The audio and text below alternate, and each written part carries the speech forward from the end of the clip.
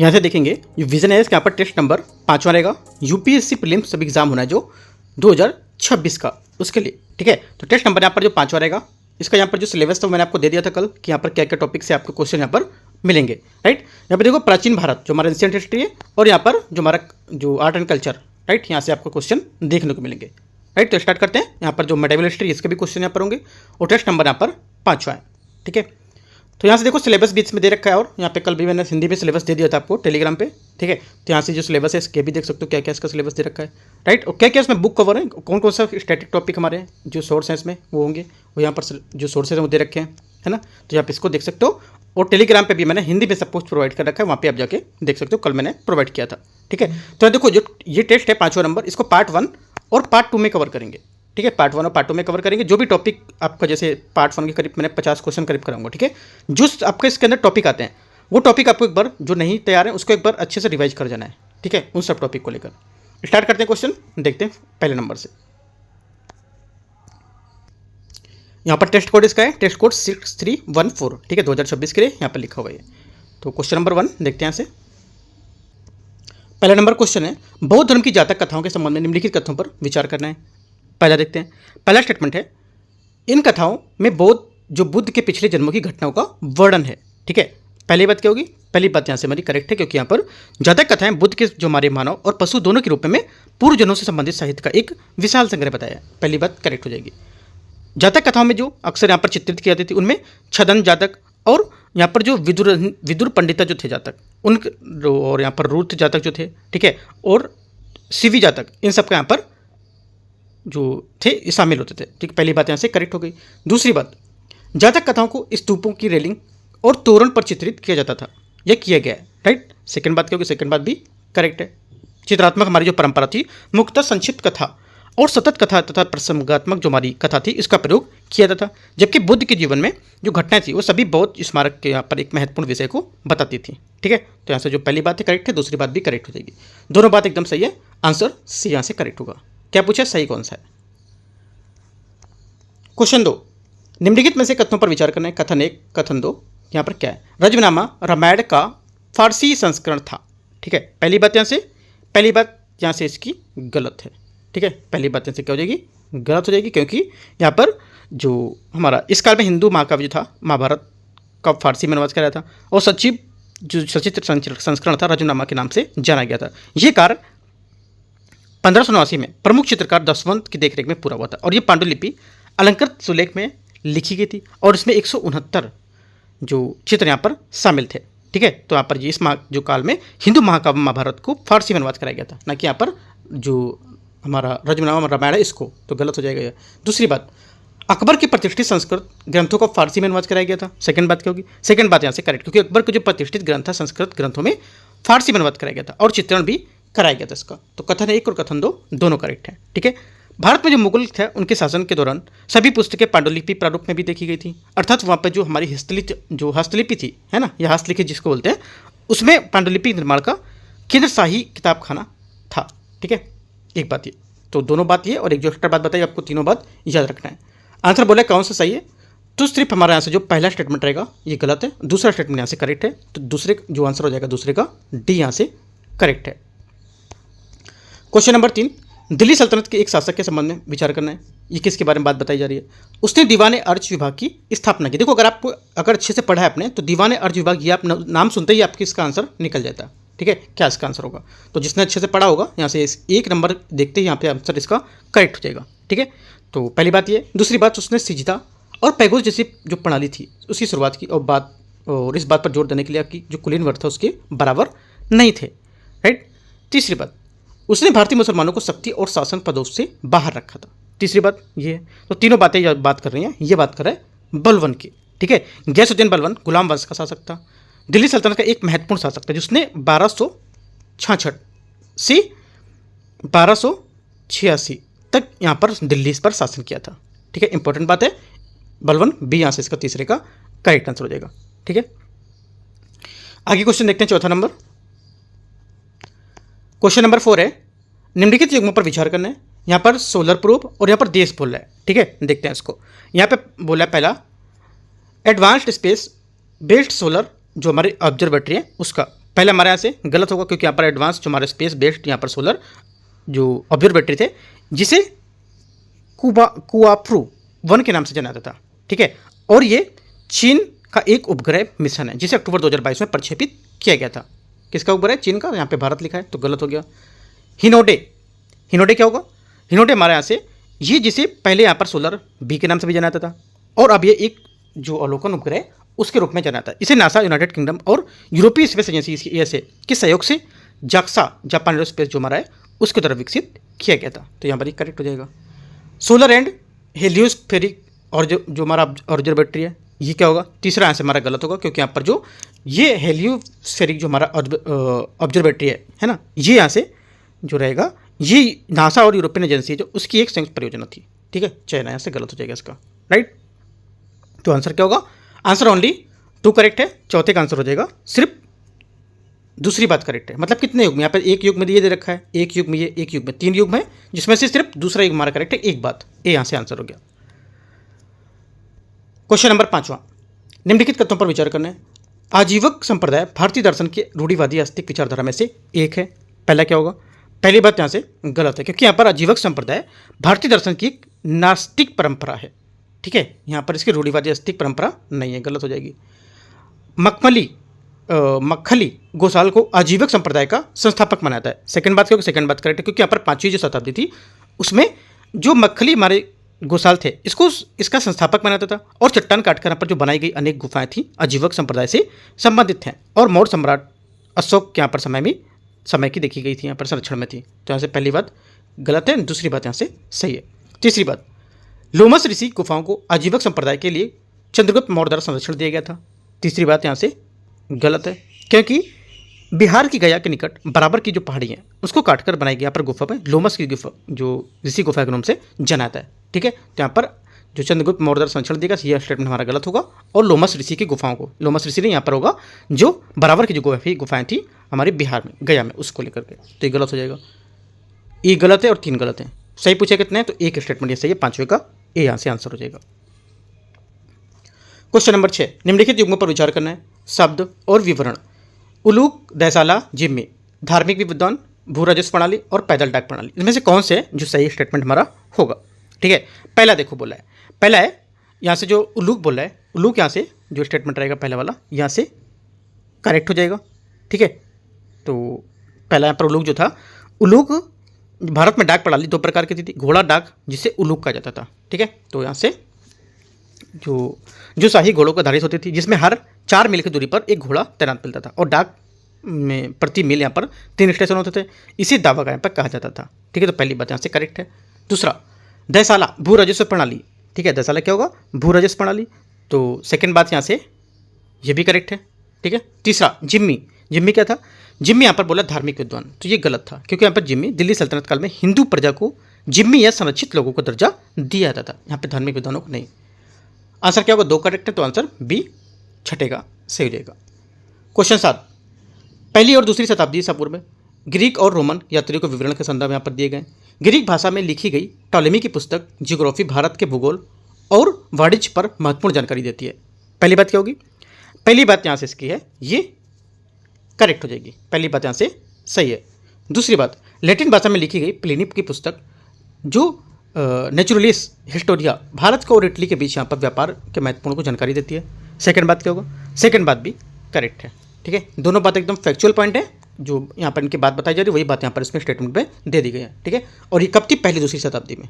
तो याद रखना है, आंसर हमारा हो जाएगा, दोनों बातें यहाँ से सही है, सही पूछा है तो सी। क्वेश्चन 8,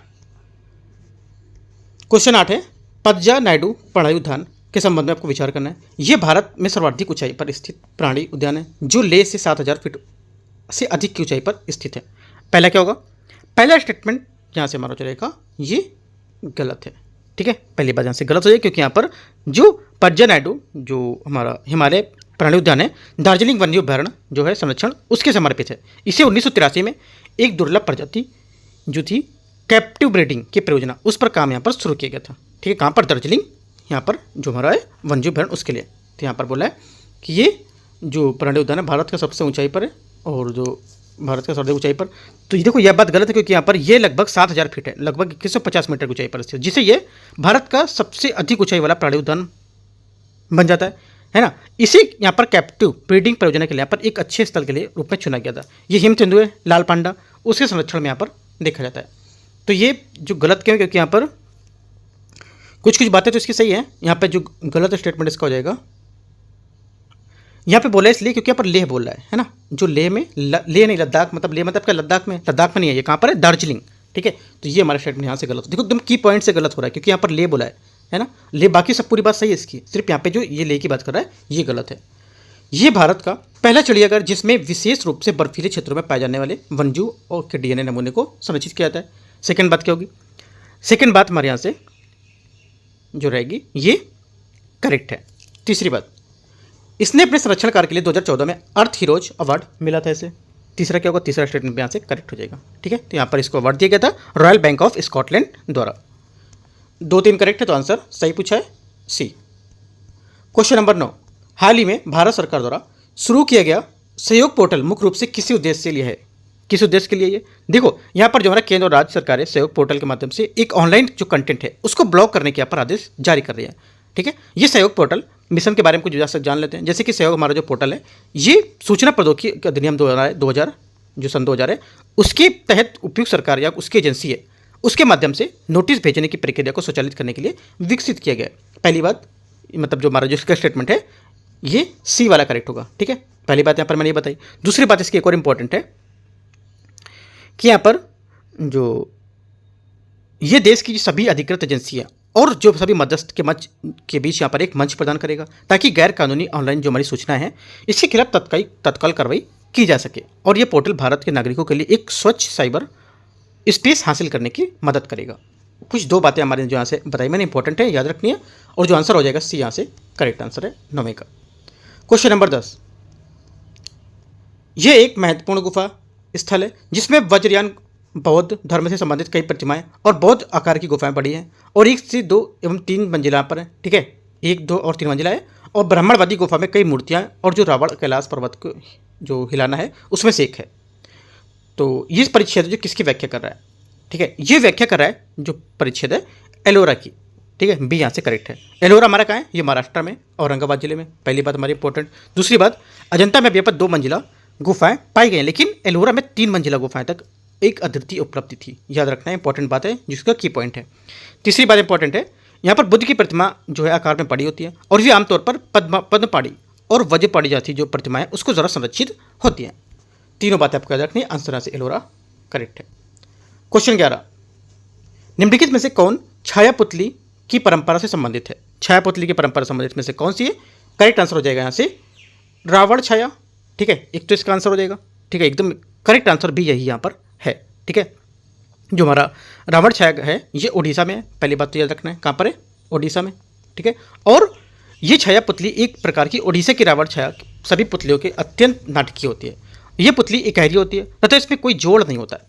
सेकंड बात इंपॉर्टेंट है, यहाँ पर इसमें कोई जोड़ नहीं होता है, ठीक है। और ये रंगहीन ये रंग, थर्ड नंबर पॉइंट, ये क्या होती है, ये रंगीन भी नहीं होती है, रंगहीन होती है, राइट। इसके कारण वे पर्दे पर उनकी छाया श्वेत श्याम जैसी दिखाई देती है। पुतलियों में जोड़ ना होने के कारण उनका जो संचालन है, दक्षता जो है वो देखना पड़ता है, जिससे कि ये पुतलियाँ जो हमारी होती हैं ये मूंग चर्म उसकी बनी होती है, जिनका ये अत्यंत रूप से नाटकीय प्रदर्शन करती हैं, ठीक है। तो कुछ 3-4 बातें याद रखनी है। आंसर हमारा हो जाएगा इसका छाया पुतली की परंपरा संबंधित है रावण छाया से, ठीक है। आगे देखते हैं क्वेश्चन 12 नंबर, पूरा पाषाण युग के संबंध में आपको विचार करना है। भारत की पूरा पाषाणकालीन संस्कृति हिम युग के जो प्लीस्टोसीन है कल्प उससे विकसित हुई थी। पहली बात क्या होगी, पहली बात यहाँ से इसकी करेक्ट है, ठीक है। दूसरी बात है सिंधु और गंगा के जलोढ़ जो मैदान है, ठीक है, उसमें पूरा पाषाणकालीन स्थलों की उपस्थिति नहीं पाई जाती है। सेकंड बात क्या, सेकंड बात हमारे यहाँ से इसकी करेक्ट हो जाएगी, क्योंकि यहाँ पर जो ऊपरी पूरा पाषाण काल की जो हमारी जलवायु अपेक्षाकृत कम आर्द्र थी और ये काल वह काल जो हमारा हिमयुग था उसके अंतिम चरण के साथ यहाँ पर मेल खाता था।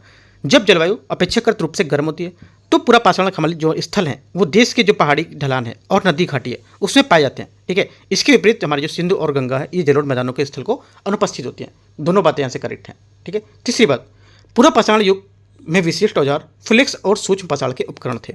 तीसरी बात यहाँ से गलत हो जाएगी। ठीक है, तीसरी बात यहाँ से गलत है। क्यों? क्योंकि यहाँ पर मध्य पाषाण काल की जो औद्योगिक गतिविधियाँ मुख्य रूप से फ्लेक्स पर आधारित थी। कहाँ की? मध्य पाषाण काल की। यहाँ पर पूरा पाषाण काल नहीं होगा, याद रखना है। ये की पॉइंट जो भी गलत होता जा रहा है आप यहाँ पे इसकी जगह लिखते जाओ किस वजह से गलत है, और पेपर पेपर में अपना अच्छा सा नोट्स भी तैयार कर सकते हो जब जो भी पेपर में करा रहा हूँ इनका। ठीक है, आंसर हमारे क्या हो जाएगा? 1 2 करेक्ट है, ये बात यहाँ से सही है। क्वेश्चन 13, जैव विविधता विरासत स्थल BHS जो हमारा है, राइट, इसके बारे में विचार करना है। जैव विविधता विरासत स्थलों को वन्य जीव संरक्षण अधिनियम 1972 के तहत संरक्षित क्षेत्रों के रूप में अधिसूचित किया जाता है। पहली बात यहाँ से है ये एकदम गलत है। स्टार्टिंग ही से गलत की इसने, क्योंकि यहाँ पर जो जैव विविधता अधिनियम 2002 है, ठीक है, 2002, इसमें धारा 37 के तहत राज्य सरकार स्थानीय निकाय के परामर्श से जैव विविधता के नजरिए से महत्वपूर्ण जो क्षेत्र है BHS के रूप में अधिसूचित कर सकती है। साथ ही राज्य सरकार केंद्र सरकार के परामर्श से BHS के प्रबंधन के लिए संरक्षण के नियम बना सकती है। इस वजह से पहला स्टेटमेंट हमारा यहाँ से गलत हो जाएगा, पर 1972 नहीं होगा। ठीक है, दूसरी बात है, केंद्र सरकार को राज्य सरकार के साथ परामर्श करके BHS को अधिसूचित करने की शक्ति प्राप्त होती है। सेकंड बात क्या होगी? सेकंड बात हमारे यहाँ से इसकी रहेगी ये भी गलत है। ठीक है, सेकंड बात भी गलत है। क्यों? क्योंकि यहाँ पर ये बोला है कि जो केंद्र सरकार है और राज्य सरकार के साथ परामर्श करके BHS को अधिसूचित करने की शक्ति प्राप्त होती है इसको, राइट। तो जो हमारे राष्ट्रीय जैव विविधता हमारा प्राधिकरण NBA, इसकी धारा 37 के तहत विरासत स्थलों को चयन और प्रबंधन में राज्य सरकार को सलाह देता है ना। यहाँ पर ये नहीं कि यहाँ पर राज्य और जो मतलब हमारा जो केंद्र सरकार उसके परामर्श से, ऐसा कुछ नहीं, तो ये गलत हो जाएगा। कसमपट्टी पवित्र उपवन भारत का पहला जैव विविधता विरासत स्थल था जिसे 2007 में घोषित किया गया था। तीसरा भी हमारा गलत हो जाएगा, क्योंकि कर्नाटक के बेंगलोर में स्थित नल्लूर इमली उपवन भारत का पहला होगा। कौन सा? नल्लूर इमली उपवन भारत का पहला BHS है, इसे 2007 में घोषित किया गया था। ठीक है, याद रखना है, ये नहीं होगा, कसमपट्टी गलत हो जाएगा। यहाँ से आंसर क्या है? तीनों गलत हैं, डी यहाँ से करेक्ट होगा, कोई सही नहीं है। 14, भारत के इतिहास के संबंध में निम्नलिखित कथनों पर विचार करना है। महाजनपद राजधानी, ठीक है, देखते हैं इनको यहाँ से। पहला है चेदी वत्स मत्स्य, मत्स्य। तो देखते हैं यहाँ से इनकी कौन सी राजधानी इनकी होगी। देखो पहला यहाँ पर है जो स्टेटमेंट, इसमें चेदी को बोला है विराट नगर। ठीक है, पहला स्टेटमेंट हमारा से गलत है, क्योंकि यहाँ पर जो राजधानी थी इसकी सुक्तिमती थी। ठीक है, इसलिए पहला गलत हो जाएगा। वर्तमान में कहाँ पर है ये? अभी वर्तमान में देखोगे तो मध्य प्रदेश में, से भी क्वेश्चन पूछ सकता है वर्तमान में कहाँ पर है? मध्य प्रदेश में। ठीक है, गलत हो गया। दूसरा वत्स कौशाम्बी बोल रहा है, सेकंड क्या होगा? सेकंड हमारे यहाँ से करेक्ट है, क्योंकि यहाँ पर जो राजधानी थी कौशाम्बी थी और वर्तमान यहाँ पर उत्तर प्रदेश में, सही है। तीसरा मत्स्य राजधानी विराटनगर, तीसरा हमारा गलत है, क्योंकि यहाँ पर विराटनगर ऊपर बोल चुका था, सुक्तिमती नहीं होगी। ओनली 1 करेक्ट है, आंसर हमारा A 14 का आंसर हो जाएगा। क्वेश्चन 15, मोहम्मद बिन तुगलक के बारे में निम्नलिखित कथनों पर विचार करना है। कराची अभियान मोहम्मद बिन तुगलक के शासनकाल में शुरू किया गया था। पहला क्या होगा? पहला स्टेटमेंट यहाँ से इसका जो है ये करेक्ट है, इसके टाइम पे यहाँ पर शुरू किया गया था। इसने अपने इरादे के बावजूद मोहम्मद बिन तुगलक ने हिमाचल के स्थानिक जो लोग हैं उसके विरोध यहाँ पर सामना करना पड़ा था, और तुगलक की जो सेना पहाड़ियों में लड़ने के लिए आदि नहीं थी, इसलिए क्या कांगड़ा और हिंदू जो राजपूत थे उनके राज्य में कटोच वंश के जो पृथ्वी चंद्र द्वितीय थे उसने तुगलक की सेना को हराया था। तो यहाँ से पहली बात जो बोला है ये करेक्ट है। दूसरी बात, वह झेलम नदी के पास मंगोलों से हार गया था और इसलिए वह कभी भी सिंधु नदी के आगे अपना साम्राज्य नहीं बढ़ा सका। सेकंड बात गलत है, क्योंकि यहाँ पर मोहम्मद बिन तुगलक के शासनकाल में प्रारंभिक वर्षों में जो तरमासरीन के नेतृत्व में मंगोलों ने सिंध पर आक्रमण किया था और उनका एक दल दिल्ली से लगभग 65 किलोमीटर दूर मेरठ तक पहुंचा था, और मोहम्मद बिन तुगलक ने न केवल जो मंगोल के झेलम नदी के जो हमारा पास एक युद्ध को हराया, बल्कि यहाँ पर जो कलानौर था उस पर भी कब्जा किया लिया था, और यहाँ पर कुछ समय के लिए उसका साम्राज्य भी सिंधु के और पेशावर के यहाँ पर जो तक फैला लिया था। तो सेकंड बात यहाँ से गलत हो जाएगी। आंसर 1 करेक्ट है, सही, तो ए यहाँ से आंसर हो जाएगा। 15 का 60 नंबर। 16 नंबर क्वेश्चन है, गुप्त काल के दौरान महिलाओं की स्थिति के संबंध में विचार करना है। उच्च वर्ण की महिलाएं अपनी आजीविका अर्जित करने के लिए स्वतंत्र थीं। पहली बात यहाँ से इसकी गलत है। ठीक है, पहली बात यहाँ से क्या होगी? गलत है। क्यों? क्योंकि यहाँ पर जो गुप्त काल में जो उच्च वर्ण की महिलाएं थी वो स्वतंत्र रूप से आजीविका के साधन तक पहुंच प्राप्त नहीं होती थी, और निम्न वर्ण की महिलाओं को अपनी आजीविका कमाने की स्वतंत्रता थी। ठीक है, यहाँ से उच्च वर्ण की नहीं, तो गलत हो जाएगा। महिलाओं को धार्मिक ग्रंथ सुनने की अनुमति होती थी। सेकंड बात यहाँ से करेक्ट है, क्योंकि यहाँ पर उन्हें स्वतंत्रता मिली थी और यहाँ पर वे उच्च वर्ण की महिलाओं को भी नहीं दी गई थी जो यहाँ पर मिली थी उनको। हालांकि वो महिलाएं जो थी धार्मिक ग्रंथों को सुनने में इंटरेस्ट थी और यहाँ पर अनुमति उनको मिलती थी। सेकंड बात करेक्ट होगी। आंसर 16 का केवल 2 सही है, तो बी यहाँ से करेक्ट आंसर हो जाएगा। Question number 17, Euclid space telescope के बारे में विचार करना है। यूक्लिड टेलीस्कोप एक अंतरिक्ष मिशन है जो जापान एरोस्पेस और एक्सप्लोरेशन एजेंसी द्वारा संचालित है। पहला क्या होगा? पहला स्टेटमेंट यहाँ से गलत है, क्योंकि यहाँ पर ये जो है ये यूक्लिड एक पूर्णतः यूरोपीय मिशन है। कौन सा है? यूरोपीय मिशन है, राइट। इसका निर्माण और संचालन नासा के योगदान के यूरोपीय और स्पेस एजेंसी जो है उसके द्वारा किया जा रहा है, और यूरोपीय स्पेस एजेंसी कॉस्मिक विजन कार्यक्रम का हिस्सा है और इसे 1 जुलाई 2023 में लॉन्च किया गया था। तो पहली बात यहाँ से हमारी गलत हो जाएगी, ठीक है। आगे देखते हैं। पहली गलत हो गई। दूसरी बात, इसका मुख्य उद्देश्य ब्रह्मांड में डार्क मैटर और डार्क एनर्जी की जांच करना। सेकंड बात क्या है? सेकंड बात यहाँ से करेक्ट है, ठीक है। तीसरी बात, यह वायुमंडलीय व्यवधान को कम करने के लिए टेलीस्कोप को निम्न भूकक्षा में स्थापित किया गया है। तीसरा क्या होगा?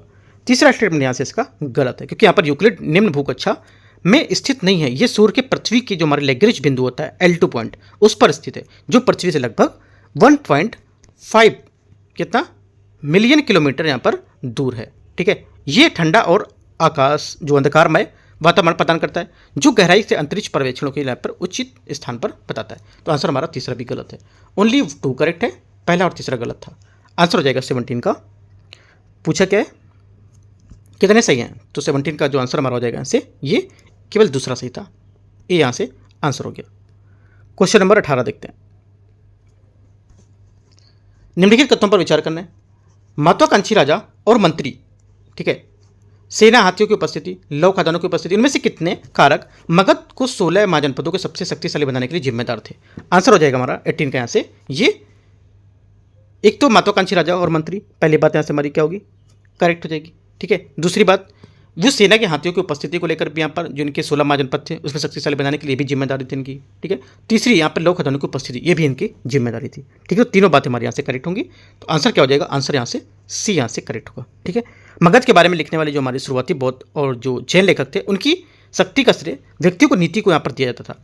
इसने निर्दयी और महत्वाकांक्षी राजा इसमें शामिल थे, जिसने बिंबिसार, अजातशत्रु, महापद्मनंद और सबसे प्रसिद्ध यहाँ पर इसमें कुछ और विद्वान देखे गए थे। इन राजाओं के यहाँ पर साथ साथ जो हमारे उनके मंत्री थे उनका भी उल्लेख यहाँ पर दिया गया था, जिन्होंने इन नीतियों को लागू करने के लिए राजाओं की मदद ली थी, ठीक है। तो तीनों बातें हमारे यहाँ से करेक्ट हैं। आंसर हो जाएगा हमारा 1 2 3 सी यहाँ से सही बात है। जो हमारे मगध ये जो 16 जनपद है उनको शक्तिशाली बनाने के लिए ये सब तीनों चीज़ें जिम्मेदार थी, ठीक है।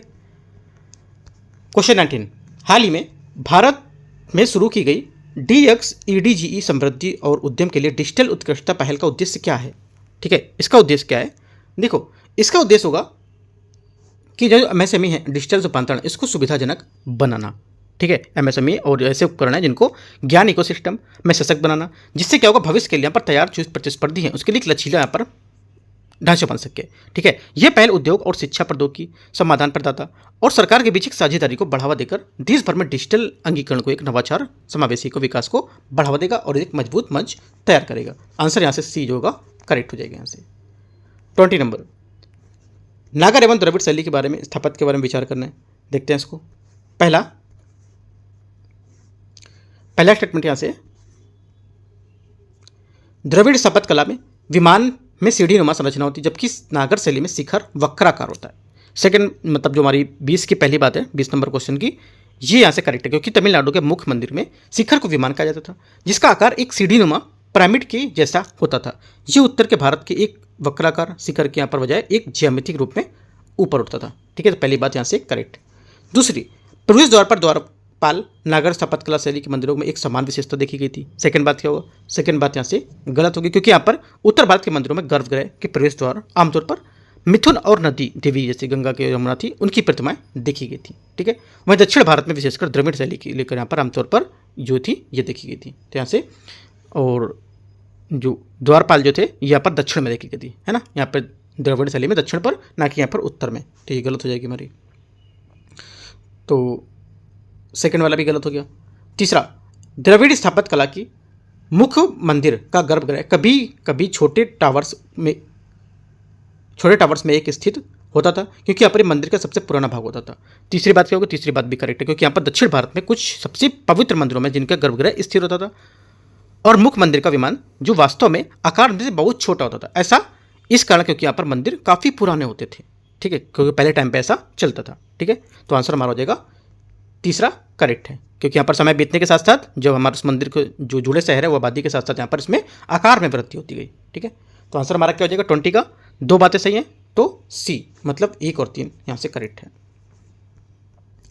21 निम्नलिखित में से संगीत शैलियों पर विचार करना है। सुलादी, जतिस्वरम, ठुमरी, ख्याल, इनमें से कितने कर्नाटक संगीत की शैलियाँ हैं? कर्नाटक संगीत की जो शैली है, एक तो हमारा यहाँ से हो जाएगा आंसर पहला जो स्टेटमेंट है। कर्नाटक संगीत के हमारे कुछ उपशैलियाँ जैसे कि हमारा एक तो गीतम हो जाएगा, गीतम इसमें दे रखा है, नहीं दे रखा तो गीतम आप लिख सकते हो।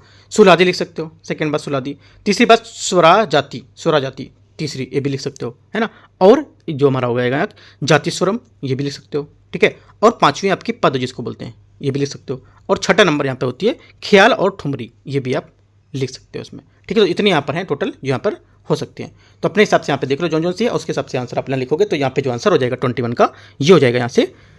तो इसमें मैच कर रहे हैं जो बी यहाँ से आंसर होगा, केवल 2 यहाँ से इसमें मैच करें, बाकी यहाँ पर नहीं है इसमें, ठीक है। बाकी जो 6 मैंने बताई 6 आप यहाँ पर कर्नाटक जो संगीत शैली करके आप ऐसे लिख लोगे। क्वेश्चन 22 निम्नलिखित कथनों पर विचार करना है।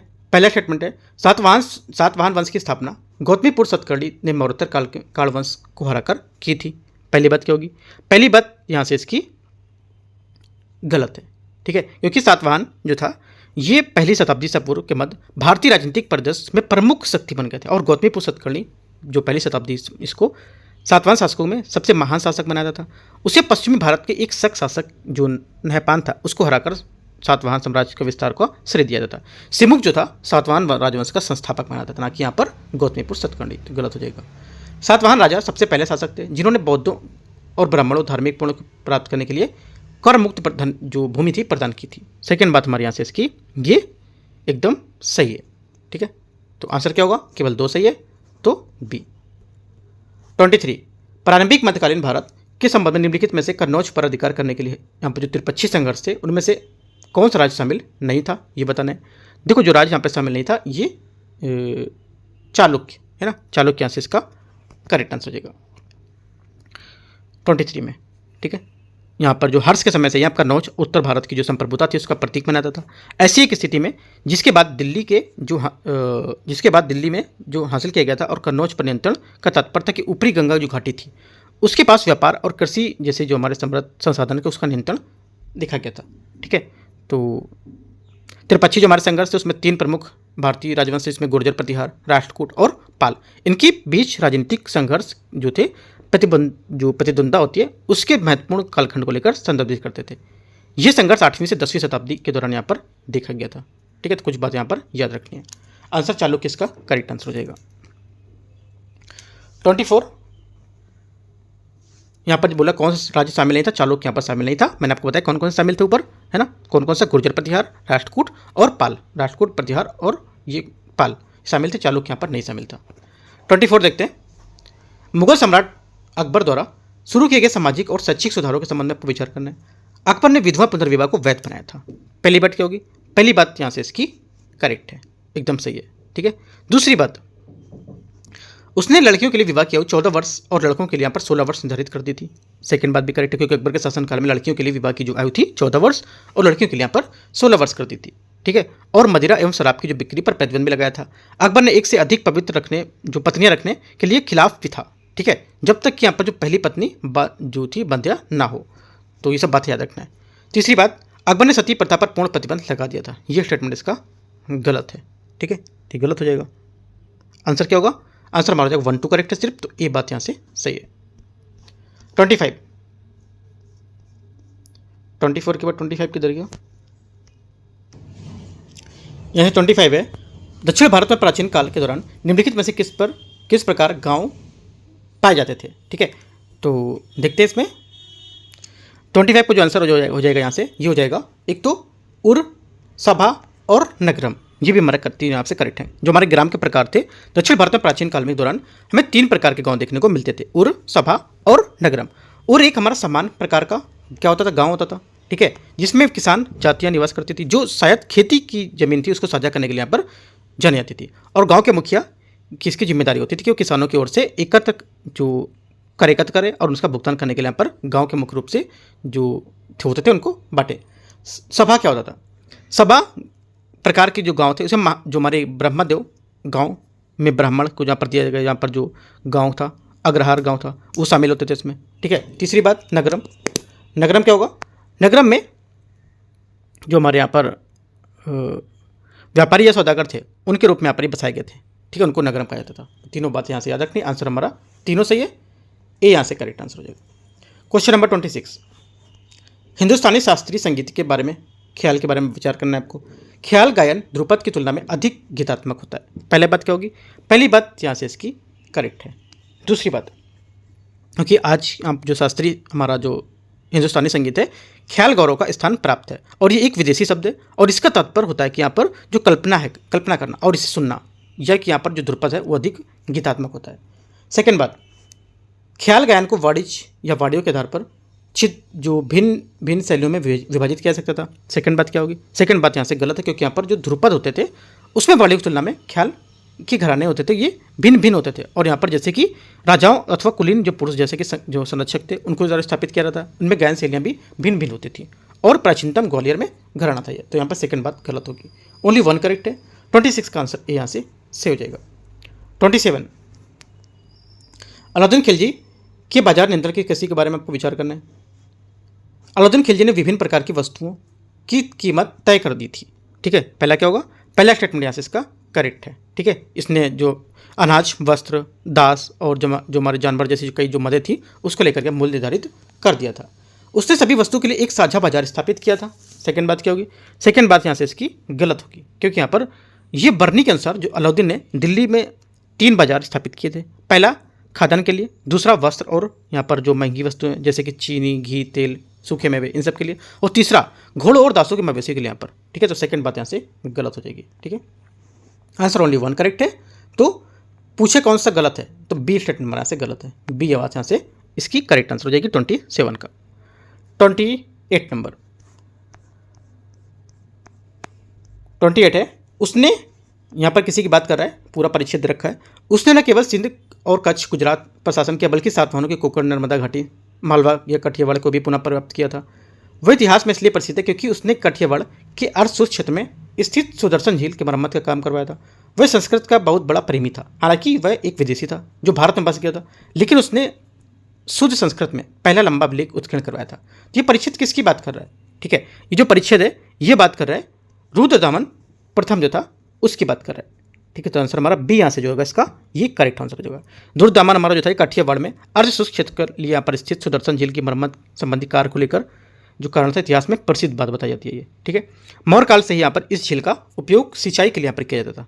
ठीक है, रुद्रदामन ने यहाँ पर संस्कृत का बहुत बड़ा प्रेमी था। हालांकि वह एक विदेशी था जो भारत में बस गया था, इसके बावजूद उसने शुद्ध संस्कृत और जो लंबा यहाँ पर अभिलेख था उत्कीर्ण करवाया था। ठीक है, तो आंसर बी करेक्ट हो जाएगा। 29, नैनारों के संबंध में आपको विचार करना है। नैनार संत विष्णु के भक्त थे। पहला क्या होगा? पहला स्टेटमेंट हमारे से इसका गलत हो जाएगा, क्योंकि नैनार जो थे ये शिव के भक्त थे। वे अपने देवताओं की स्तुति और तमिल में भजन गाते हुए यहाँ पर एक स्थान से दूसरे स्थान की ओर यात्रा करते थे। गलत हो जाएगा। नैनार संतों के भजनों के जो पेरिया पराणम नामक ग्रंथ से संकलित किया जाता। सेकेंड बात यहाँ से करेक्ट है। ठीक है, सेकेंड बात यहाँ से इसकी सही है, क्योंकि यहाँ पर जो पेरिया पुराण था ये तमिल काव्य वृत्तांत था, जो तमिल शैव संप्रदाय से प्रामाणिक कवियों में 63 नैनारों के लिए यहाँ पर जीवन की जो व्याख्या है उसको दर्शाता है। तो सेकंड बात यहाँ से करेक्ट है। पहली बात यहाँ से हमारी गलत हो जाएगी। आंसर 29 का सही पूछा है तो बी केवल दो। 30 नंबर, हाल ही में सुर्खियों में रहा पद AI वॉशिंग का क्या तात्पर्य है? AI वॉशिंग का तात्पर्य यहाँ पर किससे है? देखो, संदर्भ में हमारा जो कई वेंचर जो कैपिटल से स्टार्टअप्स और फंड जैसे इस्तेमाल किए जाने वाले AI वॉशिंग तरीके से चिंतित के बारे में, AI वाणिज्य के बारे में देखते हैं। क्या पर ये एक जो निवेश था उसको आकर्षित करने के लिए उत्पाद या सेवा में AI उपयोग को लेकर बढ़ा चढ़ाकर ये गलत तरीके से दावा करने की प्रथा थी। ठीक है, तो सी हमारा क्या होगा 30 का आंसर हो जाएगा। राइट, AI वॉशिंग वह प्रक्रिया है जिसे कंपनी अपना उत्पाद, सेवा और व्यापार रणनीतियां में AI का उपयोग करके बढ़ा चढ़ाकर इसको पेश करती हैं या गलत तरीके से प्रस्तुत करती हैं। ठीक है, तो ये याद रखना है इसको। एआई वॉशिंग के कुछ उदाहरण भी हो सकते हैं। कौन कौन से? 3 एग्जाम्पल दे सकते हैं। पहला तो यहाँ पर ऑटोमेशन को एआई बनाकर गलत तरीके से पेश करना। सेकंड बात, यहाँ पर एआई संबंधी जो सतही दावे हैं उसको दिखाना। और तीसरी बात, यहाँ पर एआई संचालित जैसे जो हमारे जो वजह वर्ड्स होते हैं उसको उपयोग करना। ठीक है, वजह वर्ड्स होते हैं उनको यूज करना। तो तीनों बातें यहाँ से याद रखना है, प्लस एक जो बात और बताई थी वो, और एक स्टेटमेंट वाली बात ये सब आपको याद रखना है। अगर नहीं पता है बात तो A4 पेपर जो नोट करके रखा है आपने बना के, उसमें सब पॉइंट आप लिख सकते हो। ठीक है, जिससे आपका अच्छा सा नोट्स रेडी हो जाएगा। क्वेश्चन नंबर 31, कथक नृत्य के संबंध में निम्नलिखित कथनों पर विचार करना है। इसे शंकरदेव ने वैष्णव धर्म के प्रचार के लिए एक माध्यम के रूप में प्रस्तुत किया था। पहला क्या होगा? पहला स्टेटमेंट यहाँ से गलत होगा, क्योंकि यहाँ पर शंकरदेव जो थे ये असम के एक वैष्णव संत के सुधारक थे। ठीक है, यहाँ पर जो वैष्णव जो हमारे संत के एक सुधारक थे और उन्होंने वैष्णव धर्म के प्रचार के लिए सत्रिया नृत्य को एक प्रभावशाली माध्यम से रूप में प्रस्तुत किया था। ठीक है, तो यहाँ से पहली बात जो है ये गलत है हमारी। ठीक है, दूसरा,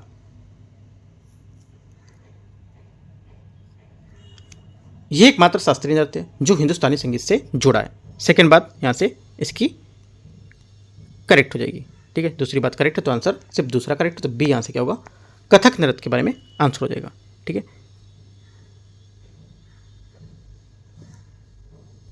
क्वेश्चन 32, फिरोज शाह बहमनी के बारे में निम्नलिखित पर विचार करना है। उसने खगोल विज्ञान के अध्ययन को प्रोत्साहन किया और दौलताबाद के पास एक वेधशाला का निर्माण करवाया था। पहला क्या होगा? पहला स्टेटमेंट यहाँ से जो रहेगा ये करेक्ट है। दूसरा, वह विजयनगर साम्राज्य के राजा देवराय प्रथम का समकालीन था। सेकंड बात यहाँ से ये भी करेक्ट है, क्योंकि 1419 में बहमनी साम्राज्य का उस पर आघात लगा जब यहाँ पर फिरोज शाह जो था वो बहमनी के देवराय प्रथम से पराजित कर दिया था। ठीक है, इस हार से फिरोज शाही ने जो स्थिति थी उसमें कमजोर कर दिया और यहाँ पर उसके जो भाई थे अहमद शाह प्रथम, उसके पक्ष में गद्दी को यहाँ पर त्याग करने के लिए मजबूर होना पड़ा था। तो दोनों बातें हमारी फिरोज शाह बहमनी के बारे में एकदम करेक्ट हैं। 32 का आंसर पूछा सही कौन सा होगा? सी। 33, केंद्र सरकार ने 10 लाख फसल जर्म प्लाज्म संरक्षण के लिए राष्ट्रीय जीन बैंक की स्थापना की घोषणा की है। इस संबंध में निम्नलिखित पर विचार करना है। देखते हैं इसको 33 को। पहला, जीन बैंक जैव संग्रहालय होते हैं जो पादपों, जानवरों और सूक्ष्म जीवों की आनुवंशिक सामग्री में संग्रहित करते हैं। पहला क्या होगा? पहला स्टेटमेंट यहाँ से इसका करेक्ट हो जाएगा। ठीक है, दूसरी बात, यह आनुवंशिक संसाधन संरक्षण के लिए भारत का एकमात्र जीन बैंक है। सेकंड बात क्या होगी? सेकंड बात यहाँ से गलत है, क्योंकि माइक्रोबियन जीन बैंक और हमारा जो ICAR राष्ट्रीय कृषि जो हमारी महत्वपूर्ण सूक्ष्म जीव है उत्तर प्रदेश, यहाँ पर ये विकसित होगा। पशु जीन बैंक और यहाँ पर जो ICAR द्वारा यहाँ पर विकसित किया गया था ये माइक्रो जीन बैंक है ना। तो यहाँ पर करीब एक यहाँ पर नहीं है, बोल रहा है कि यहाँ पर संरक्षण के लिए भारत का एकमात्र जीन बैंक यहाँ पर नहीं है ना। एक तो पशु जीन बैंक है, माइक्रोबियल यहाँ पर जीन बैंक है ना, ये और भी यहाँ पर है। तो सेकंड वाली बात गलत हो जाएगी। इसका प्रबंधन स्वास्थ्य मंत्रालय के अधीन भारतीय चिकित्सा अनुसंधान परिषद द्वारा किया जाता है। तीसरी बात क्या होगी? तीसरी बात भी हमारी गलत है, क्योंकि यहाँ पर राष्ट्रीय जीन बैंक जो है ये राष्ट्रीय पादप जो हमारी आनुवंशिक जो संसाधन ब्यूरो है उसको द्वारा किया जाता है ना, ना कि यहाँ पर स्वास्थ्य मंत्रालय के अधीन यहाँ पर आएगा। तो गलत हो जाएगा। ओनली 1 करेक्ट है यहाँ से। 33 का आंसर क्या हो जाएगा? केवल एक बात यहाँ से सही है 33 की। 34, मनसबदारी प्रणाली के संबंध में निम्नलिखित कथनों पर विचार करना है। इस प्रणाली का इल्तुतमिश द्वारा एक मजबूत सेना बनाए रखने के लिए उपयोग किया गया था। पहली बात क्या होगी? पहली बात यहाँ से इसकी गलत है, क्योंकि मनसबदारी प्रणाली भारत में मुगलों द्वारा विकसित एक अनोखी प्रशासनिक प्रणाली थी। इसे मुगल सम्राट जो अकबर था उसके द्वारा डिजाइन और स्थापित करने के लिए पर किया गया था। ठीक है, इल्तुतमिश गलत हो जाएगा। इस प्रणाली के अंतर्गत मनसबदारों को अपनी स्वयं की सैन्य शक्ति बनाकर रखनी होती थी। सेकंड बात क्या होगी? सेकंड बात यहाँ से करेक्ट हो जाएगी। ठीक है, आंसर क्या होगा? आंसर यहाँ से ओनली 2 करेक्ट है, तो बी आंसर हो जाएगा। ठीक है, तो मनसबदार का वेतन रुपयों में निश्चित किया जाता था, परंतु उन्हें समांतर नगद वेतन नहीं दिया जाता, बल्कि यहाँ पर उन्हें एक जागीर दी जाती थी। ठीक है, मनसबदार जागीर को प्राथमिकता देते थे, क्योंकि यहाँ पर नगद भुगतान में अक्सर देरी होने की संभावना होती रहती थी। ठीक है, तो याद रखना है। तो हमारी जो जागीरें थी ये वंशानुगत नहीं होती थी, ये भी याद रखना है। ठीक है, और शासकों द्वारा किसी भी समय उसे हस्तांतरित किया जा सकता था। ओनली 2 करेक्ट है, बी यहाँ से आंसर हो गया। 35, चिश्ती सिलसिले के संबंध में विचार करना है। भारत में चिश्ती सिलसिले की स्थापना ख्वाजा मोइनुद्दीन चिश्ती ने की थी। पहली बात यहाँ से करेक्ट है। ठीक है, चिश्ती किसी भी प्रकार का दान स्वीकार करने से बचते थे। सेकंड क्या होगा? सेकंड बात हमारे यहाँ से इसकी गलत है, क्योंकि वह चिश्ती नगद और वस्तु के रूप में दान स्वीकार करते थे, बचते नहीं थे। चिश्ती संत आत्म संयम, पूर्ण जीवन जीने में विश्वास रखते थे। सेकंड बात सही है। तीसरी बात क्या होगी? तीसरी बात, सेकंड गलत थी, तीसरी बात यहाँ से सही है, क्योंकि यहाँ पर जो चिश्ती सिलसिले से एक प्रमुख विशेषता जो थी यहाँ पर असमंजस और सांसारिक सत्ता की यहाँ पर दूरी बनाए रखना उनका शामिल था इसमें, ठीक है। हालांकि यहाँ पर किसी भी तरह वो राजनीतिक शक्ति से पूर्ण रूप से अलगाव की स्थिति में नहीं रहते थे। तो यहाँ से तीसरा स्टेटमेंट इसका करेक्ट हो जाएगा। वो चिश्ती आत्म संयम और पूर्ण जीवन जीने में विश्वास करते थे। तो 1 और 3 करेक्ट है। 35 का आंसर सही पूछा है तो बी। 36 निम्नलिखित पर आपको विचार करना है। युद्ध अभ्यास, भागीदार देश, ठीक है। देखते हैं इसको। प्रचंड प्रहार। प्रचंड प्रहार क्या है? पहला हमारा जो प्रचंड प्रहार है ये भारतीय सशस्त्र बल, थल सेना और नौसेना का वायु अभ्यास ने अरुणाचल प्रदेश में तीनों सेनाओं के लिए यहाँ पर एकीकृत बहुउद्देशीय अभ्यास प्रचंड प्रहार का आयोजन किया था, ठीक है। और जो ये था नेतृत्व किया था, उसके बाद यहाँ पर जो ये सम्मिलित था इसके हिसाब से आपका हो जाएगा, यहाँ पे बोला है कि भागीदार देश में देश कौन से थे, है ना। भागीदार देश बोला है भारत और नेपाल, ठीक है। पहला हमारा स्टेटमेंट यहाँ से गलत होगा क्योंकि भारत और नेपाल यहाँ पर इसमें नहीं थे। इसमें कौन सा था थोड़ा सा देखना होगा मुझे। इसमें होगा यहाँ से आपका तीनों सेनाओं को किया था। थोड़ा चलो इसको देखते हैं। अभी थोड़ा सा मिस्टेक हो गया इसका पहला वाला स्टेटमेंट, ठीक है। पहला क्योंकि यहाँ पर कुछ और दे रहा है और जो मेरा आंसर कुछ और है, ठीक है। तो मैं इसको देखता हूँ अभी पहले को। दूसरा INIOCHOS 25 ये भारत और ग्रीस बोल रहा है। सेकंड बात क्या होगी? सेकंड बात यहाँ से करेक्ट है क्योंकि यहाँ पर भारत और ग्रीस के बीच यहाँ पर ये चली थी, ठीक है। भारतीय वायुसेना में ग्रीस में होने वाले यहाँ पर बहुराष्ट्रीय अभ्यास था, यहाँ पर सही है। युद्ध अभ्यास इंद्र, तीसरा स्टेटमेंट यहाँ से गलत है क्योंकि हमारा भारतीय रूसी और सेनाओं के बीच यहाँ पर किया गया था, ठीक है। तो यहाँ पर ये जापान नहीं, तो गलत हो जाएगा। जो पहला वाला था प्रचंड प्रहार मिल गया अभी, तो ये भी हो जाएगा हमारा भारत और यहाँ पर रूसी जो सेना थी, ना कि नेपाल, तो गलत हो जाएगा, ठीक है। आंसर हमारा ओनली 2 करेक्ट है, दूसरा वाला स्टेटमेंट। 36 का आंसर एक बात यहाँ से सही है, कौन सी? 2 वाली। ध्यान से देखना है क्या क्या यहाँ पर है, ठीक है। देखो क्वेश्चन गलत नहीं होना चाहिए, भले ही थोड़ा सा इसमें मिस्टेक हो जाए, मतलब देरी हो जाए बोलने से, तो ठीक है, बट जो क्वेश्चन है वो गलत नहीं होना चाहिए, ठीक है। वही मैं मैच कर रहा था कि क्या इसमें था पहला, क्योंकि दोनों सेम दे रखे थे यहाँ पर, भारत की जो रूसी थे ना, दोनों में सेम दे रखा था, तो वही मुझे थोड़ा सा डाउट था कि दोनों में सेम होगा या नहीं, राइट। तो आंसर इसका 2 करेक्ट है, ए नंबर। क्वेश्चन नंबर 37 भीमबेटका के शैल चित्रों के संबंध में विचार करना है। भीमबेटका की गुफाओं की ओर जो पुरातत्विद थे VS वाकणकर ने की थी, ठीक है। तो इसकी खोज उन्होंने की थी। पहला स्टेटमेंट यहाँ से करेक्ट हो जाएगा।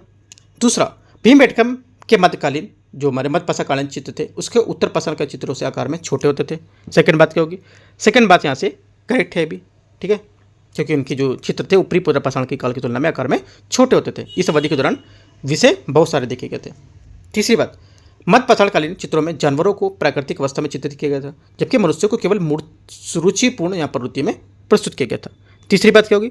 तीसरी बात भी यहाँ से करेक्ट, क्योंकि जानवरों को प्राकृतिक अवस्था में ही चित्रित किया गया था, लेकिन यहाँ पर जो मनुष्य थे उनको साज सज्जा के साथ यहाँ पर सुरुचिपूर्ण रीति रिवाज के साथ यहाँ पर प्रस्तुत किया गया था। तीनों बातें करेक्ट है। 37 का आंसर क्या होगा? सी करेक्ट है। 38 हर्षवर्धन के शासनकाल के संबंध में विचार करना है आपको। देखते हैं। उसने कन्नौज को अपनी सत्ता का केंद्र बनाया था। पहली बात क्या होगी? पहली बात 38 के यहाँ से करेक्ट हो जाएगी। उसके शासनकाल के दौरान पुरोहितों को भूमि अनुदान देना बंद कर दिया गया था। सेकंड बात यहाँ से जो होगी ये गलत हो जाएगी हमारी, क्योंकि यहाँ पर राज्य को दी जाने वाली जो विशेष सेवा थी, पुरोहित को भूमि अनुदान दिया जाना जो होता था वो कंटिन्यू चलता रहता था, ठीक है। इसके अलावा हर्ष को चार्टर द्वारा यहाँ पर अधिकारियों की भूमि को अनुदान देने के लिए जो श्रेय दिया जाता था। इस अनुदानों ने पुरोहित को वही रियासतें यहाँ पर दी जो उसके अनुदान में दी जाती थी, ठीक है। तो यहाँ पर बोला है कि इन्होंने बंद कर दिया था, बंद नहीं किया था, कंटिन्यू चलता रहता है। ओनली 1 करेक्ट है, आंसर 38 का ए। 39 निम्नलिखित पर विचार करना है। शासक और मूल क्षेत्र, देखते हैं उसको। पहला यहाँ पर शक बोला है तमिलकम, ठीक है। पहला स्टेटमेंट यहाँ से हमारा गलत हो जाएगा, क्योंकि यहाँ पर शक थे मध्य एशियाई मूल निवासी लोग थे, ठीक है, और वे उन्होंने उपमहाद्वीप के उत्तर पश्चिमी और पश्चिम भागों तक शासन किया था, और ये लंबी दूरी के व्यापार में राजस्व प्राप्त करते थे। यहाँ पर इसमें जो मध्य एशियाई के मूल निवासी थे, यहाँ के तमिलकम के नहीं थे, गलत हो गया। चेर मध्य एशिया बोला है, ठीक है। सेकंड क्या होगा? सेकंड भी गलत है, क्योंकि चेर जो वर्तमान केरल के बड़े हिस्से पर शासन किया, जो उनकी राजधानी वंची थी, ठीक है, ये गलत हो जाएगा। अभी हमारा मध्य एशिया बोला है। कुषाण ने मध्य एशिया में लेकर उत्तर पश्चिम भारत में तक फैले थे, विशाल साम्राज्य का विस्तार किया था, है ना। यहाँ पे पश्चिम भारत में नहीं, कहाँ पर? ये मध्य एशिया से लेकर उत्तर पश्चिम भारत में, न कि पश्चिम भारत। ये गलत हो जाएगा, तीनों गलत है, आंसर हमारा कोई सही नहीं है, डी। क्वेश्चन 40, अकबर के शासनकाल के संबंध में निम्नलिखित कथनों पर विचार करना है। अकबर ने साम्राज्य को सूबा नामक 12 प्रांतों में विभाजित किया था। पहला क्या होगा, पहला स्टेटमेंट यहाँ से इसका करेक्ट हो जाएगा, ठीक है। पहली बात यहाँ पर सही है, क्योंकि यहाँ पर अकबर ने 1580 में साम्राज्य को 12 यहाँ पर प्रांतों में विभाजित किया था और जिन्हें सूबा कहा जाता था। ये सूबे बंगाल, बिहार, इलाहाबाद, अवध, आगरा, दिल्ली, लाहौर, मुल्तान, काबुल, अजमेर, मालवा और गुजरात के प्रत्येक प्रांत के सूबेदार को लेकर एक नियुक्ति करता था। पहली बात करेक्ट है। अकबर के शासनकाल के दौरान बटाई और नस्क प्रशासनिक पद होते थे। सेकेंड बात यहाँ से गलत हो जाएगी, ठीक है। यहाँ पर अकबर ने पुरानी बटाई जो हमारी गल्ला बख्शी जो प्रणाली थी उसको अपनाया था। इस प्रणाली में उपज, किसानों और यहाँ पर राजस्व के बीच एक निश्चित अनुपात में बटा जाता था, ठीक है। फसल काटने के बाद वो उसे काटकर बांध देता था, जिसमें इस फसल को खेत में जो खेती होती थी, फली होती थी, और इसका बंटवारा किया जाता था। अकबर ने नस्क प्रणाली को अपनाया था, जिसका अर्थ होता था कि किसान द्वारा अतीत में भुगतान की गई जो राशि उसके आधार पर दे का हिसाब लगाएगा, ठीक है। सेकंड बात यहाँ से गलत है, ठीक है। ये बोल रहा है कि अकबर के शासन के दौरान बटाई और नस्क एक प्रशासनिक पद थे, प्रशासनिक पद नहीं थे। ओनली वन करेक्ट है, आंसर ए यहाँ से सही हो जाएगा। 41, हाल ही में clean air fund report black carbon उत्सर्जन के विभिन्न क्षेत्रों में योगदान पर प्रकाश डाला गया था। इसके अनुसार ब्लैक कार्बन उत्सर्जन के योगदान में अवरोही क्रम के रूप में आपको बताना है कौन कौन से होगा।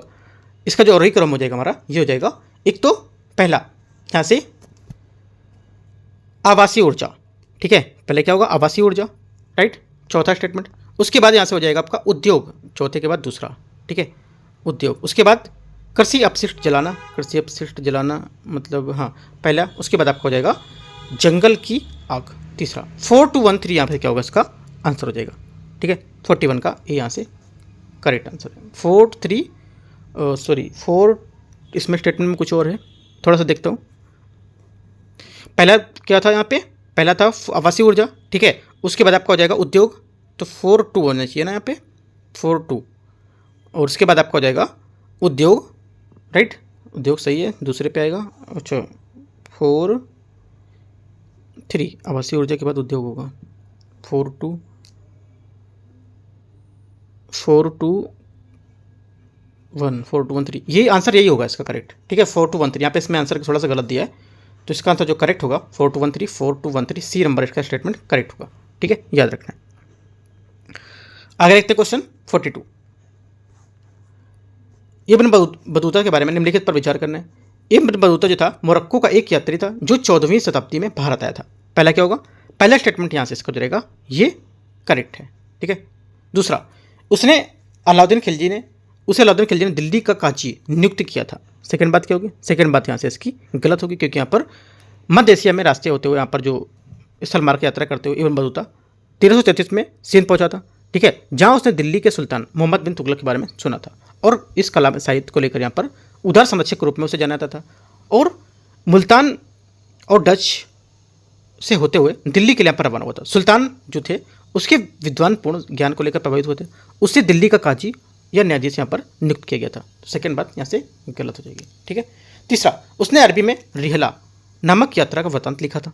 तीसरा बात यहाँ से करेक्ट है, क्योंकि यहाँ पर जो इब्न बतूता था उसने यात्रा वृत्तांतों में पुस्तक जो थी रिहला अरबी में लिखी थी और 14वीं शताब्दी में उपमहाद्वीप में सामाजिक और यहाँ पर सांस्कृतिक जीवन के बारे में अत्यंत समृद्ध को लेकर रोचक विवरण बताती है वो। 1 और 3 बात सही है। 42 का आंसर हमारा हो जाएगा डी, स्टेटमेंट सही है, सही पूछा था तो। 43, पुलकेशिन द्वितीय के बारे में निम्नलिखित पर विचार करना है। उसने राजा हर्षवर्धन को पराजित किया था। पहली बात क्या है, पहली बात यहाँ से इसकी एकदम क्या है, एकदम करेक्ट है, ठीक है, पहली बात एकदम सही है। दूसरी बात है उसने ऐहोल शिलालेख की रचना करने वाले जो रवि कीर्ति थे उनकी सहित कई विद्वानों को संरक्षण प्रदान किया था, ये बात सही है। तीसरा, उसने कदम की राजधानी बनवासी को अपने अधीन कर लिया और जो हमारे मैसूर के गंगे को अपनी अधीनता स्वीकार करने के लिए मजबूर किया था। तीसरी बात यहाँ से ये भी करेक्ट हो जाएगी। तो तीनों बात हमारे यहाँ से करेक्ट है। पुलकेशिन द्वितीय के बारे में आप यहाँ से लिख सकते हो इनको अपने नोट्स में, तो आंसर हो जाएगा 1 2 3 डी, यहाँ से इसका करेक्ट आंसर है 43 का। 44, भारत के सांस्कृतिक इतिहास के संबंध में अरबस्क क्या था। अरबस्क यहाँ पर जो था ये क्या था, देखो अरबस्क था ये कलात्मक सजावट का एक रूप है जिसमें जो हमारी स्क्रॉलिंग है और एक दूसरे के ऊपर उलझते हुए पत्ते जो हैं बेलों हैं उसके साधारण रेखाओं पर आधारित एक जो सतही बनावट होती थी, जिसे अक्सर अन्य तत्वों के साथ जो पर जोड़ा जाता था, जिसका व्यापक रूप से उपयोग इंडो इस्लामिक वास्तुकला में किया गया है। आंसर ए करेक्ट है। 45 महाजनपदों के संबंध में विचार करना है। सभी महाजनपद राजतंत्री थे और राजाओं द्वारा शासित होते थे। पहली बात यहाँ से इसकी क्या होगी, गलत होगी। ठीक है, पहली बात यहाँ से इसकी गलत है क्योंकि यहाँ पर जो सभी महाजनपद बोला राजतंत्री और राजा द्वारा शासित होता, तो यह बात हमारे यहाँ से गलत हो जाएगी। ठीक है, क्योंकि यहाँ पर सबसे महत्वपूर्ण जनपदों में से जो अधिकांश महाजनपदों पर राजाओं के जो शासन होता था वो देखने को मिलता था। ठीक है, सभी पर नहीं। कुछ महाजनपदों ने अपनी स्थायी सेनाओं का गठन किया और नियमित नौकरशाहों को बनाए रखा था। सेकंड बात क्या होगी, सेकंड बात यहाँ से इसकी करेक्ट हो जाएगी क्योंकि यहाँ पर पड़ोसी राज्यों में छापे जो मारने की एक धन अर्जित करने की एक वैध साधन था, उसके रूप में मान्यता प्राप्त थी। धीरे धीरे कुछ राज्यों ने स्थायी सेनाएं गठित कर ली और यहाँ पर नियमित नौकरशाही की स्थापना की, जबकि यहाँ पर अन्य राज्य में अपकर्षक की यहाँ पर जो भर्ती थी वो की गई थी और स्थानीय यहाँ पर जो मिलिशिया था उस पर निर्भर हो गए थे लोग। ठीक है, तो सेकंड बात है जो कुछ महाजनपद थे अपनी स्थायी सेना को लेकर के गठन किया और नियमित नौकरशाही को बनाए रखा था। ये स्टेटमेंट एकदम करेक्ट है। ठीक है, महाजनपदों के बारे में आप लिखोगे महाजनपद, उसके बारे में 2 पॉइंट आप लिखोगे ये, और जो मैंने आपको 1-2 बात और बताई वो भी आप पॉइंट यहाँ से नोट कर सकते हो। ठीक है, 46 नंबर 46 है चंद्रगुप्त द्वितीय के बारे में निम्नलिखित कथनों पर विचार करना है। उसने विक्रमादित्य की उपाधि धारण की थी। पहली बात क्या होगी, पहली बात यहाँ से इसकी जो है ये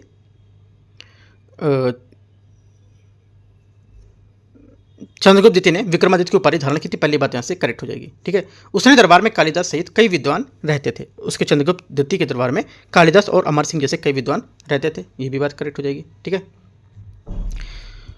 इसने चीनी तीर्थयात्री हिंदुस्तान के शासनकाल के दौरान भारत की यात्रा की थी। चंद्रगुप्त के समय में ही चीनी यात्री था उसने यहाँ पर भारत की यात्रा की थी, ना कि चीनी जो हिंदुस्तान के शासनकाल में। ठीक है, तो गलत हो जाएगा। ओनली 1-2 ही सिर्फ करेक्ट है स्टेटमेंट। आंसर हो जाएगा कितने सही हैं, 2 बातें यहाँ से करेक्ट हैं। 47 सूफी परंपरा के संबंध में विचार करना है। जो हमारे मूल फुजात शब्दावली का अर्थ क्या था, मूल फुजात शब्दावली का अर्थ यहाँ से क्या था, आंसर हो जाएगा सूफी संतों की शिक्षाओं का संग्रह। ये क्या होगा यहाँ से इसका करेक्ट आंसर हो जाएगा। 48 कठपुतली के एक रूप कुंडेही के संदर्भ में निम्नलिखित कथनों पर विचार करना है। यह पश्चिम बंगाल राज्य से संबंधित है। पहला स्टेटमेंट क्या होगा, यहाँ से गलत होगा क्योंकि यहाँ पर ये ओडिशा की स्टिंग कठपुतलियों में से एक माना है, ये गलत हो जाएगा, ओडिशा होगा यहाँ पर। दूसरा, ये कठपुतलियाँ हल्की लकड़ी से बनाई जाती थी और इनके पैर नहीं होते थे। सेकंड बात क्या होगी, सेकंड बात यहाँ से इसकी करेक्ट हो जाएगी। ठीक है, क्योंकि यहाँ पर ये हल्की लकड़ी बना देते और इनके यहाँ पर पैर नहीं होते थे। ठीक है, और यहाँ पर ये लंबा घाघरा पहनते थे, तो यहाँ से सेकंड करेक्ट हो जाएगा। आंसर क्या होगा, बी करेक्ट है। तो 48 का यहाँ पर जो दूसरा स्टेटमेंट रहेगा ये करेक्ट हो जाएगा। राइट, तो इस टाइप से देखो, इस टाइप से यहाँ पर जो टेस्ट नंबर 5वां था इसका मैंने 48 क्वेश्चन यहाँ से देख लिया। राइट, कुछ टॉपिक में आपको डाउट होगा यहाँ पर कि यहाँ पर एंशिएंट और मेडिवल के टॉपिक थोड़े से मतलब अटपटे से होते हैं। ठीक है, इनके नाम देखना और मैनेज करना है ना, सुनना है कि जैसे सब लगते हैं, तो इनको क्या करना है, आपको टॉपिक जो आपको नहीं समझ आए वो टॉपिक आपको क्या करना है, जाकर डीप में टॉपिक पढ़ना है और डीप में जितने क्वेश्चन बताए उसके लेकर के टॉपिक आप डीप में अच्छे से कवर कर जाओ। ठीक है, तो 2 दिन बाद फिर से जो इसका क्वेश्चन रहेगा 49 से मैं वो स्टार्ट करूँगा। ठीक है, तो 2 दिन में आप जितने भी यहाँ पर टॉपिक आपके थे वो जो समझ नहीं आए उनको आपको अच्छे से लिख करके अच्छे से कवर करना है और कुछ क्वेश्चन को भी यहाँ पर सॉल्व कर लेना है प्रीवियस ईयर जो होंगे तो। ठीक है, फिर स्टार्ट करेंगे क्वेश्चन 49 से और 100 नंबर क्वेश्चन को, ये पेपर को जो लास्ट बचेगा 100 को। ठीक है, तो इस टाइप से जितने पेपर रहेंगे वो मैं आपको यहाँ से कवर कराता रहूँगा। और दृष्टि का इससे पहले मैं देख लो, जो आप मैंने कल दृष्टि का भी पेपर डाला हुआ है, दृष्टि मेंटरशिप का जो टेस्ट हुआ है पहला, वो मैंने डाला हुआ है यूट्यूब पे जाके आप देख सकते हो, सेक्शन में जो प्ले लिस्ट है वहाँ पे भी।